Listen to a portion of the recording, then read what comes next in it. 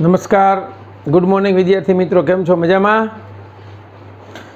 Okay, હવે આપણે આજે ફિઝિક્સ વિષયની અંદર ધોરણ 11માં ચેપ્ટર નંબર 4 લેક્ચર નંબર 11માં મળીએ છીએ. આપણે લગભગ બાળકો 3 મહિનાથી આ ઓનલાઈન ટીચિંગ જે છે લઈ રહ્યા છીએ અને આપણે આ હેબિટ હજી પાડવી પડશે આઈ થિંક, કારણ કે અત્યારે જે પ્રમાણે કોરોના સંક્રમણ થાય છે એ જોતાં એવું નથી લાગતું કે કદાચ દિવાળી સુધી સ્કૂલો શરૂ થાય. બરાબર છે? તો કન્ટિન્યુ તમારે આ કરવાનું જ છે. એ દૃષ્ટિકોણથી સરસ અને સારી રીતે વર્ક કરજો. ઘરે ઘણો બધો સમય મળતો હોય છે, એનો પ્રોપર યુટિલાઇઝ કરજો બેટા.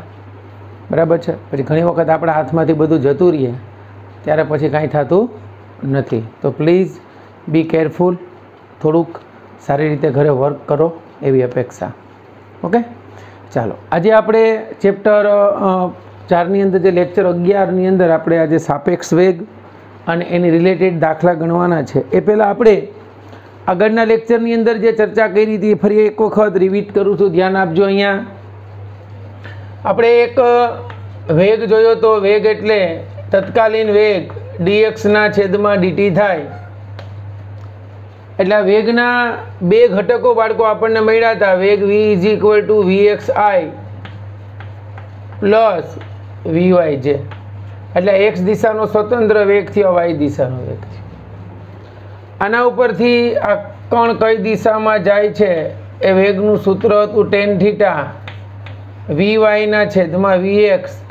θ = tan ઇન્વર્સ vy એના છેદમાં vx. આપણે કદાચ લાસ્ટ લેક્ચરની અંદર ઉદાહરણ 4.5 જોયું હતું, એ આના સંદર્ભમાં હતું. આ ઉપરાંત આપણે પ્રવેગ માટે જોયું. પ્રવેગ એ બરાબર dv/dt, એટલે વેગનું એક વખત વિકલન અથવા તો d2x/dt² કે d2r/dt² અંતરનું 2 વાર વિકલન.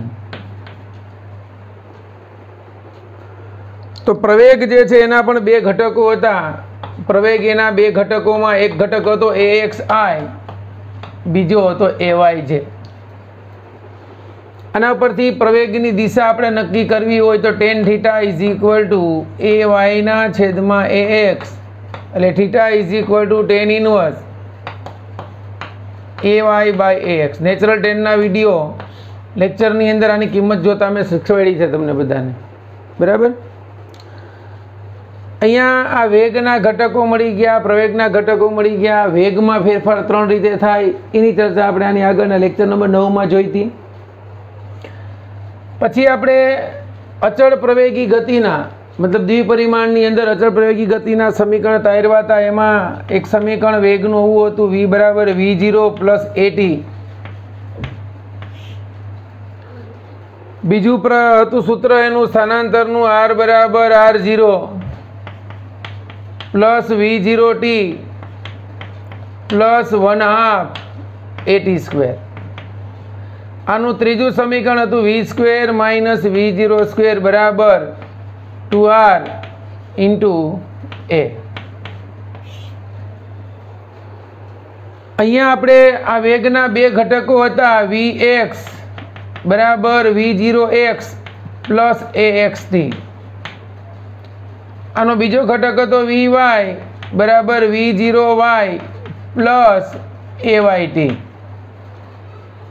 એ જ રીતે આ સ્થાનાંતરના સમીકરણ પરથી એના બે ઘટકો મળતા હતા. x બરાબર x0 plus v0xt plus 1/2 axt². બીજું હતું y બરાબર y0 plus v0yt plus 1/2 ayt². આ x ગુણાકારમાં નથી, બરાબર, સફિક્સમાં છે કે x અક્ષની દિશાનો વેગ. મેં તમને કહ્યું હતું કે આ ઘટકો ખૂબ જ ઉપયોગી છે બાળકો, ધ્યાન આપજો. આ ઘટકોના આધારે આપણે પ્રક્ષેપ ગતિના જે સમીકરણો એ તારવવાના છે. તો એની અંદર આમનો સમાવેશ થશે, તો તમે થોડુંક ધ્યાન આપજો. બરાબર? અચળ પ્રવેગી ગતિના સમીકરણો આપણે લાસ્ટ લેક્ચરની અંદર જોયા હતા. એને રિલેટેડ એક દાખલો જોયો હતો. બરાબર? ઓકે, તો આ જે છે એ આપણે છેલ્લા 2 લેક્ચરમાં ભણ્યા એની વાત કરી. હવે આપણે આજે જે ટોપિક સમજવાના છે એ સાપેક્ષ વેગ ભણવાનો છે. આપણે રિલેટિવ વેલોસિટી કે સાપેક્ષ વેગ એટલે શું?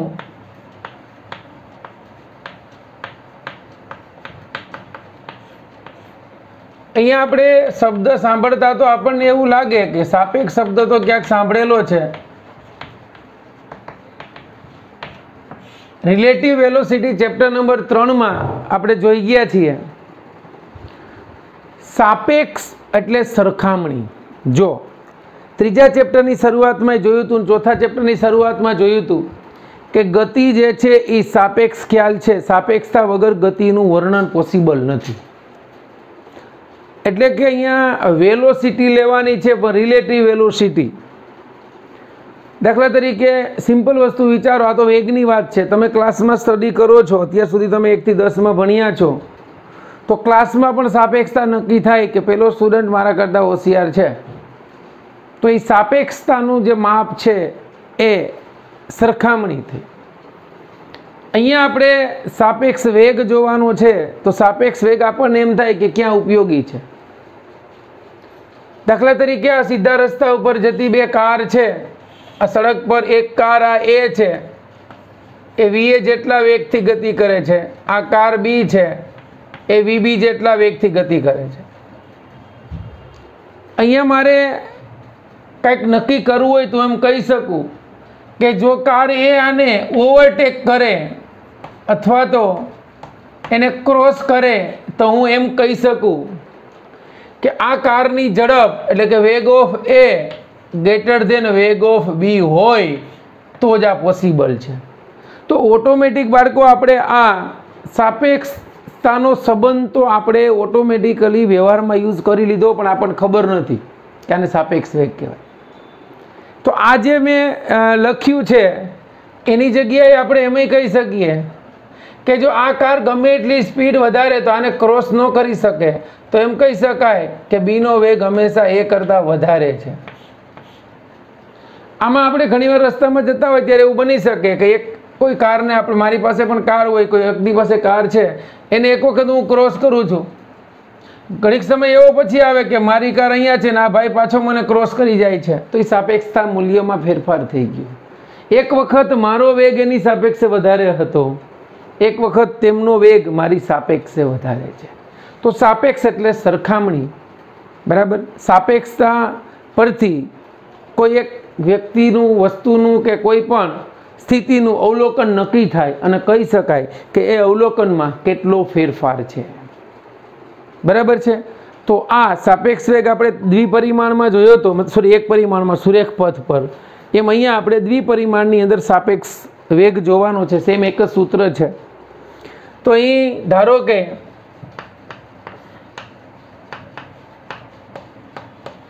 પદાર્થ એ અને બીના વેગ, એ અને બીના વેગ અનુક્રમે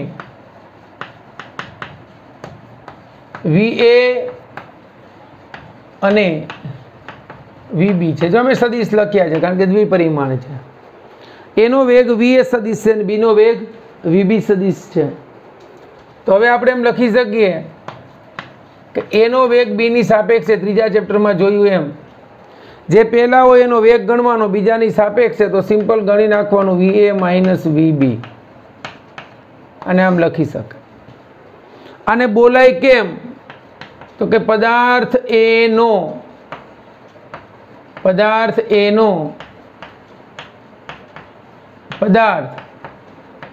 બીની સાપેક્ષે વેગ. કોનો વેગ? એનો વેગ પદાર્થ બીની સાપેક્ષે.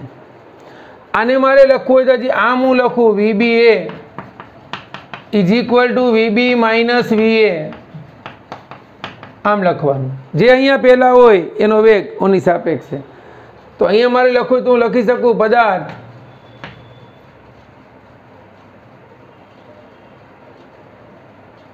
એ પદાર્થ એનો પદાર્થ બીની સાપેક્ષે વેગ. પદાર્થ એ નો પદાર્થ બી ની સાપેક્ષે વેગ, અહીંયા આવશે પદાર્થ બી નો પદાર્થ એ ની સાપેક્ષે વેગ.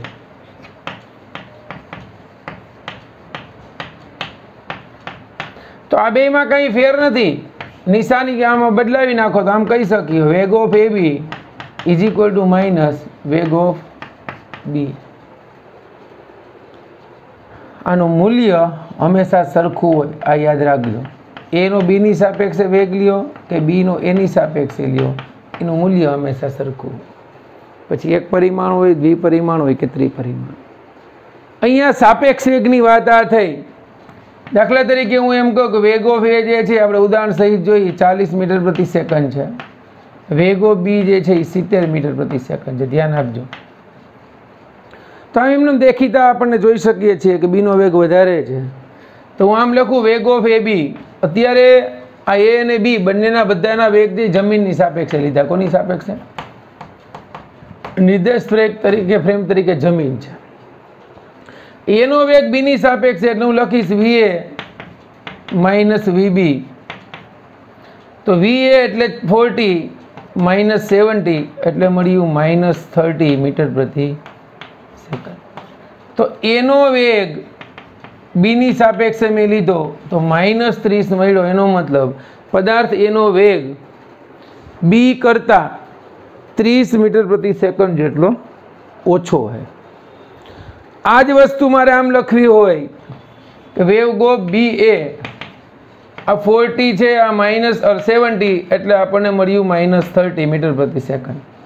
વેગ ઓફ બી એ છે તો હું લખું વીબી માઇનસ વીએ. બી નો વેગ 70 છે, એનો વેગ 40 છે એટલે આનો આન્સર આવશે 30 મીટર પ્રતિ સેકન્ડ. આ પ્લસ એનો મતલબ જે આ જે મળ્યું એ વીબી એ મળ્યું. તો વીબી એ જે છે એ પ્લસ 30 મળ્યું અને વીએ બી જે છે એ માઇનસ 30 મળ્યું આપણને.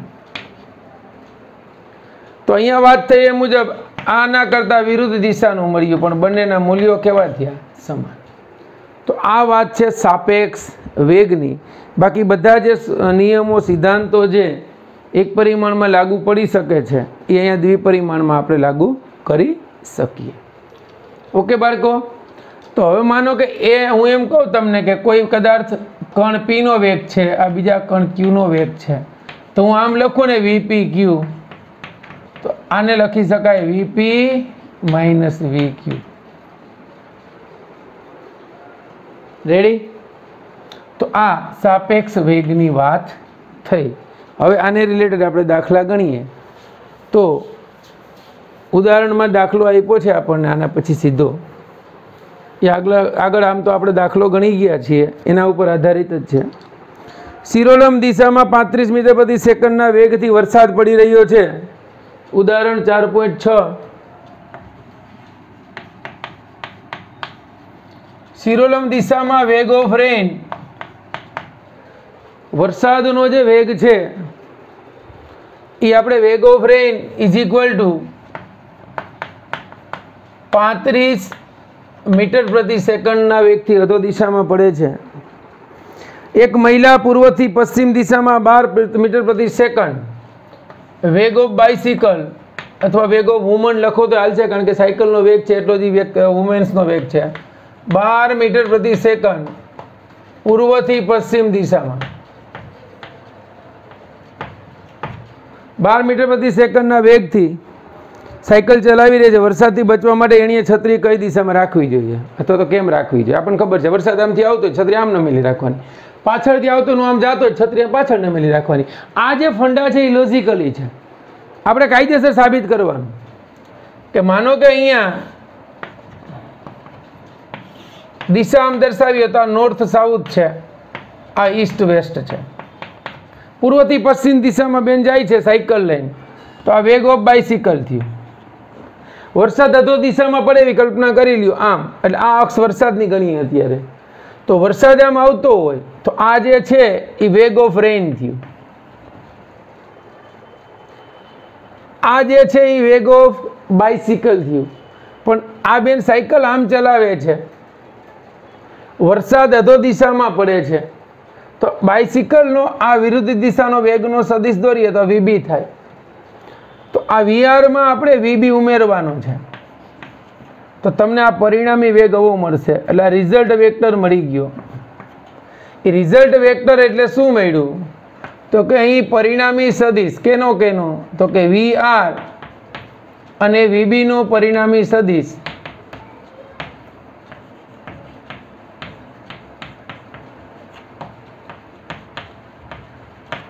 VR is equal to VR small minus VB કર્યું. એટલે આપણે શું કર્યું છે? આ ખરેખર બે સદિશોની બાદબાકી કરી. બે સદિશોની બાદબાકી કરી અને આ પરિણામી સદિશ આપણને મળ્યો. તો ખરેખર આ જે છે આમ દોરો તો ચાલશે. આ પરિણામી સદિશ થયો. અહીંયા આ જે ખૂણો બન્યો એ થીટા થયો. એટલે ઈ બેનને છત્રી આમ રાખવાની. એટલે ઉત્તર દિશા સાથે આ થીટા ખૂણે નમેલી રાખવી પડે. તો હવે આકૃતિ પરથી tan theta is equal two tan theta સામેની બાજુ છેદમાં પાસેની બાજુ VB બાય VR. તો tan theta is equal two VB બાર અને VR 35. એટલે theta is equal two tan inverse 0.343 આવશે.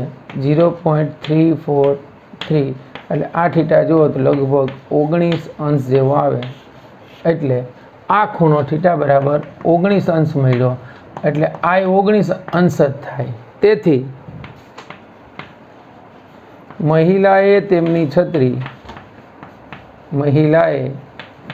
છત્રી કેમ રાખવાની? શિરોલંબ સાથે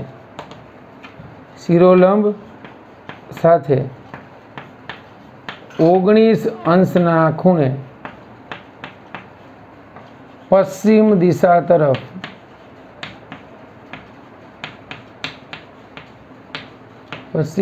તરફ નમેલી રાખવી પડે. કઈ બાજુ નમેલી રાખવી પડે?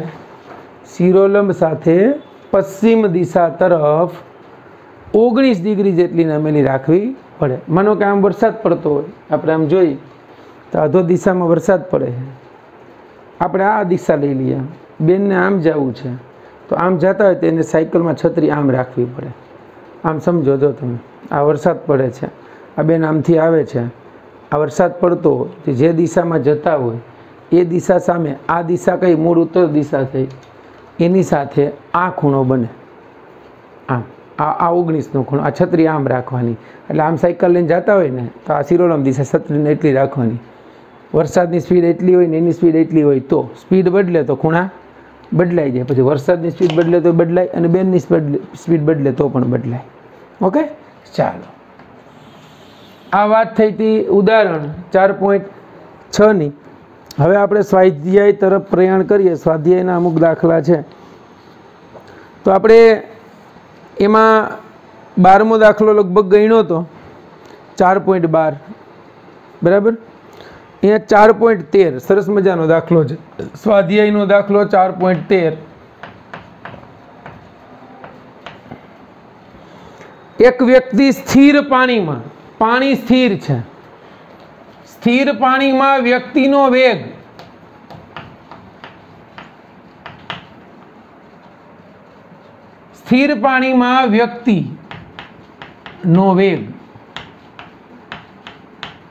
વેગ of person is equal two 4 km/h.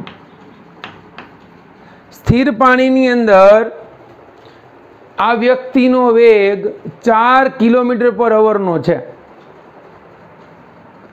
1 kilometre પહોળાઈની નદી, આ નદી જે છે નદીની પહોળાઈ બરાબર 1 કિલોમીટર એટલે કે 1000 મીટર.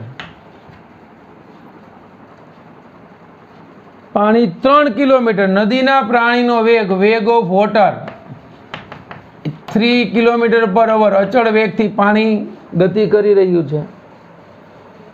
આ વ્યક્તિના વેણને લંબરૂપે તરવાનો પ્રયત્ન કરે છે તો જ્યારે તે નદીના બીજા કિનારે પહોંચે ત્યારે તે વહેણ તરફ કેટલો દૂર પહોંચશે? એટલે હકીકતમાં વિચારો તો આ નદી છે,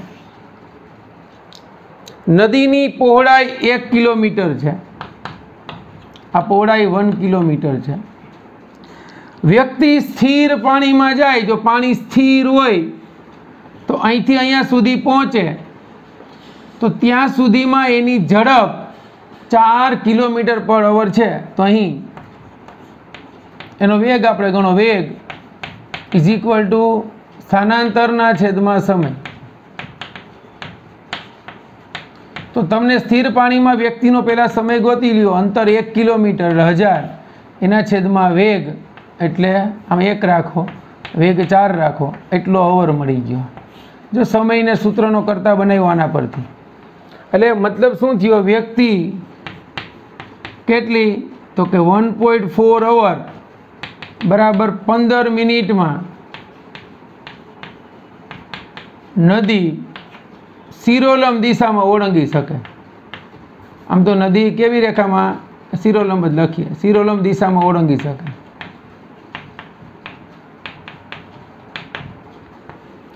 કેટલા ટાઈમમાં પહોંચી જાય, 15 મિનિટમાં.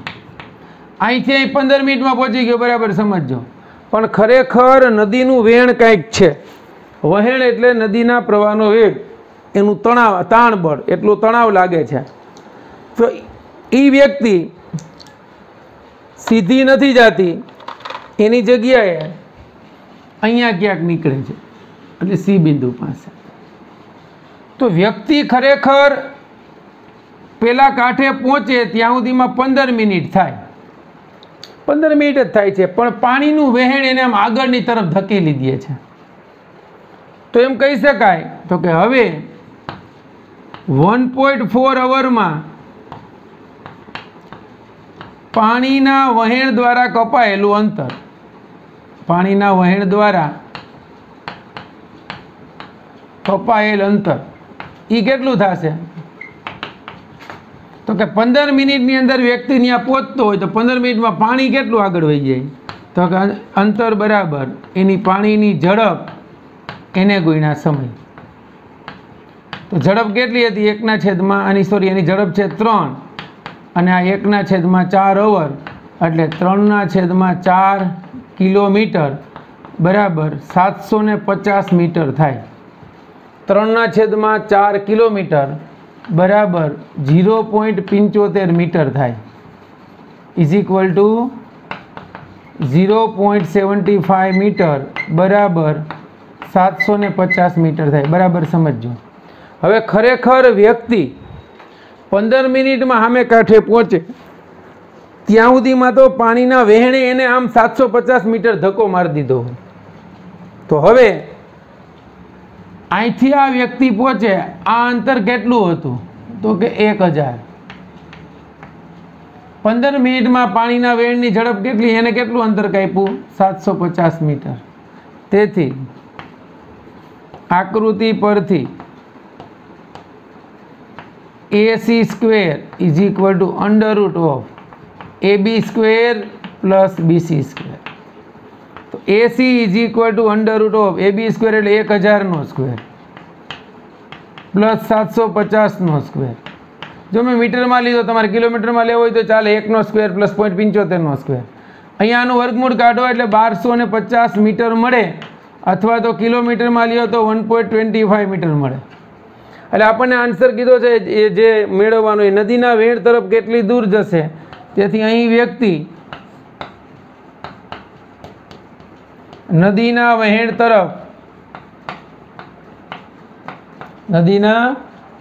તરફ કેટલી દૂર જશે, 1250 મીટર દૂર જશે. ક્લિયર બાળકો? દાખલો એક વખત પૂછાઈ ગયો છે, પણ આવા ટાઈપના દાખલા ઘણા બધા પૂછાય છે. જો તમને અહીંયા એમ પૂછે કે વ્યક્તિનો ખૂણો કેટલો બને, અથવા તો ઘણીવાર આમાં એવું પણ પૂછે છે કે વ્યક્તિને શિરોલંબ દિશામાં જવા માટે કેટલા અંશના ખૂણે આ તરફ જવું પડે, તો અહીંયા થીટા બનાવી નાખવાનો, કારણ કે વ્યક્તિ આમ એટલા ખૂણે જાય ને ત્યારે શિરોલંબ સીધો પહોંચશે અહીંથી અહીં સુધીના અંતરે.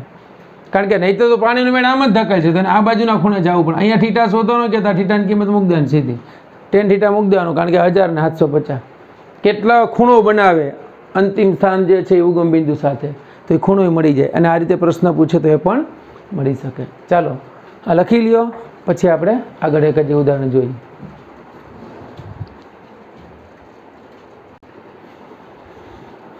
ઓકે બાળકો, હવે સ્વાધ્યાયનો દાખલો 4.23 અને 4.24 આપણે કરીએ. બરાબર છે, એ થિયોરિટિકલ છે, ધ્યાન આપજો થોડુંક. અહીંયા 4.23 સ્વાધ્યાય દાખલા નંબર 4.23માં આપણને એવું કહ્યું છે કે નીચે અવકાશમાં કોઈ સ્વૈચ્છિક ગતિ માટે, એટલે બધા પ્રકારની આપણે ઈચ્છીએ એવી ગતિ એટલે કેવી હોય? અચળ વેગવાળી હોય, પ્રવેગી ગતિ હોય, પ્રતિપ્રવેગી ગતિ હોય. તો સ્વૈચ્છિક ગતિ માટે નીચે આપેલા સંબંધ પૈકી કયો સાચો છે? જો સ્વૈચ્છિક ગતિ એટલે એ સમીકરણ તમે કોઈ પણ પ્રકારની ગતિ માટે લાગુ પાડી શકતા હોવા જોઈએ. અહીંયા આપણને 5 સમીકરણ આપ્યા છે. જો તમે ટેલી કરતા તમને ખ્યાલ આવશે. આ વી એવરેજ હું લખું છું, વી એવરેજ એને એમ કીધું કે 1/2 VT1 પ્લસ VT2. પહેલાં બધા સમીકરણો લખી લઈએ. બીજું અહીંયા V average is equal to, આ સદિશ રાશિ છો, V average is equal to RT2, એટલે આ સ્થાન સમયનું વિધેય છે, RT1 એના છેદમાં T2 minus T1. C V of T is equal to V0 plus AT. D R of T is equal to R0 plus V0T plus 1/2 AT square. E એ average અથવા તો એ સરેરાશ કે એ average is equal to VT2 minus VT1 divide T2 minus T1. અહીં સરેરાશ મૂલ્ય T1 અને T2 સમયગાળા માટે સંબંધિત ભૌતિક રાશિનું સરેરાશ મૂલ્ય છે. ચાલો જુઓ, અહીંયા તમે આ સમીકરણ જુઓ તો આ સરેરાશ વેગ લીધો છે. સરેરાશ વેગ એટલે V1 પ્લસ V2/2. તો આ સરેરાશ વેગ હું કોઈ પણ ગતિ માટે લઉં તો તમે વિચારો એ સાચું પડે? ના પડે. દરેક પ્રકારની ગતિ માટે આ રીતે સરેરાશ વેગ લઉં તો એ સાચો ન પડે. માટે આ જે છે એ આપણી કોઈ પણ પ્રકારની સ્વૈચ્છિક ગતિ માટે સાચું નથી. બીજું, વી એવરેજ બરાબર અંતિમ સ્થાન માઇનસ પ્રારંભિક સ્થાન છેદમાં T2 માઇનસ T1. તો આ સરેરાશ ગતિ માટે મતલબ તત્કાલીન વેગ માટે સાચું છે અને સરેરાશ વેગ માટે સાચું છે. એટલે આ કોઈ પણ પ્રકારની ગતિ માટે આ સમીકરણ લાગુ પાડી શકાય. આ સમીકરણ જો જાદુ જાણીતું છે અચળ પ્રવેગી ગતિ માટે, તો અચળ પ્રવેગી ગતિ ન હોય તો આ સમીકરણ લાગુ પાડી શકાય નહીં. આ અચળ પ્રવેગી ગતિનું સમીકરણ છે, અચળ પ્રવેગ ગતિમાં આ સમીકરણ લાગુ પાડી શકાય. આ શું છે? આ સરેરાશ પ્રવેગ છે, વેગની જેમ જ VT2 VT1 T2 minus T1. સાચું, પૂરું. સ્વૈચ્છિક ગતિ માટે આ બે સમીકરણો યથાયોગ્ય છે, આ 3 નથી. એ ચોક્કસ ગતિ માટે જ છે. એક પ્રકારની ગતિ માટે લાગુ પડે છે, બધા પ્રકારની ગતિ માટે લાગુ પડતા. ઓકે વિદ્યાર્થી મિત્રો, અહીંયા આપણે સ્વાધ્યાયનો દાખલો 4.24, ખોટો સમય ન બગડે એટલે મેં એડવાન્સમાં લખી નાખ્યો છે. પહેલું આપણને એમ કીધું છે કે અદિશ રાશિ એ છે કે કોઈ પણ પ્રક્રિયામાં અચળ રહે. આપણને 5 વિધાનો આપ્યા છે અને એ અદિશ રાશિના સંદર્ભમાં ચેક કરવાના છે. તો પેલું એમ કીધું છે કે કોઈ પણ પ્રક્રિયામાં અચળ રહે. હવે અદિશ રાશિ હોય એમાં કોઈ પ્રક્રિયા અદિશ રાશિઓની થાય તો એ પ્રક્રિયા બાદ એટલી ને એટલી રહેવી જોઈએ. કોઈ પદાર્થનું દળ 20 કિલોગ્રામ હોય તો એની ઉપર કંઈ પ્રક્રિયા થયા પછી એનું દળ 20નું 20 રહેવું જોઈએ. બરાબર, આ એવું કહે છે. તો ખરેખર એવું શક્ય છે? તો કે ના. કાં તો કે દાખલા તરીકે ગતિ ઉર્જા અદિશ રાશિ છે, એની પ્રક્રિયા થાય ને જ્યારે સંઘાત થાય, બે પદાર્થોની અથડામણ થાય, એના બે પ્રકાર છે, એક સ્થિતિસ્થાપક ને એક અસ્થિતિસ્થાપક. એમાં સ્થિતિસ્થાપકમાં ગતિ ઉર્જાનું સંરક્ષણ થાય એટલે અચળ રહે પ્રક્રિયા પહેલાં અને પ્રક્રિયા પછી, પરંતુ અસ્થિતિસ્થાપક સંઘાત દરમિયાન ગતિ ઉર્જાનું સંરક્ષણ થતું નથી એટલે અચળ રહેતી નથી, એટલે વિધાન ખોટું.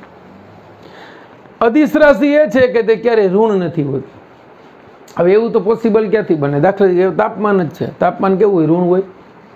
આપણે લેહ લદ્દાખમાં ટેમ્પરેચર માપો તો કેટલું હોય? માઇનસમાં, -14, -4, -38 વોટેવર, પણ એ અદિશ રાશિ છે છતાં ઋણ છે. તે પરિમાણ રહિત હોય છે. દાખલા તરીકે દળ જે છે એ અદિશ રાશિ છે, તો એ પરિમાણ રહિત ક્યાં ને પરિમાણ છે ને, દળનું પરિમાણ તો છે m1. ઘનતા લઈ લો એને પરિમાણ છે, આ અદિશ રાશિ છે. તાપમાન લઈ લો એ અદિશ રાશિ, એને પરિમાણ છે. ક્લિયર? મતલબ એ ખોટું છે કે પરિમાણ રહિત હોય છે, એવું બધા કેસમાં સાચું નથી. અદિશ રાશિ એ છે કે અવકાશમાં એક બિંદુથી બીજા બિંદુએ જતાં બદલાતી નથી. હવે એ તો કેમ કરવું? કોઈ પદાર્થની ઘનતા અહીંયા જેટલી હોય એટલી બીજી જગ્યાએ કદાચ હોય શકે પદાર્થની ઘનતા, પરંતુ અહીં ઘનતા માપો ને અમુક જગ્યાએ માપો તો વાતાવરણની ઘટતાને આધારે ઘનતામાં થોડોક ફેરફાર થાય. અથવા તો આપણે આમ એમાંય તાપમાન ઉદાહરણ લઈ શકો. કેમ? તો કે એ બિંદુથી બે બિંદુનું તાપમાન માપો. એ બિંદુ જાજુ નથી જવું, અહીં ગુજરાતનું તાપમાન માપો અને રાજસ્થાનનું માપો. આપણને તો અવકાશમાં કીધું, ખાલી બે રાજ્યનું તાપમાન માપો તોય ફેરફાર આવે. તો એ રાશિ જે છે એ સ્થાન સાથે બદલાતી નથી, વાત એ ખોટી થઈ ગઈ. બરાબર? એ રાશિ અદિશ રાશિ અમુક એવી જે છે કે સ્થાન ઉપર આધારિત હોય, સ્થાન બદલાતું એનું મૂલ્ય બદલાતું હોય. છેલ્લું એવું કીધું કે કોઈ અવલોકનકાર માટે એક મૂલ્ય હોય એનું, અદિશ રાશિનું મૂલ્ય. અદિશ રાશિ એ છે કે જે દરેક અવલોકન માટે એક મૂલ્ય હોય. બરાબર? હાલો, માનો કે આ ઓરડામાં છે, ઓરડાનું ટેમ્પરેચર હું માપું, તમે માપો, કંઈ ફેર પડવાનો નથી. પણ યામાક્ષોના નમન જુદા હોય. યામાક્ષો એટલે ખૂણા રે કંઈ કનેક્શન નથી. અદિશ રાશિ કંઈ સદિશ તો છે નહીં, તેને ઉપાધિ હોય. બરાબર? એટલે છેલ્લું વિધાન કેવું છે? સાચું. તો આ લેક્ચર અહીં સુધી રાખીએ છીએ. નેક્સ્ટ લેક્ચરમાં આપણે આના સ્વાધ્યાયના દાખલા ગણીશું. ચાલો, બેસ્ટ ઓફ લક.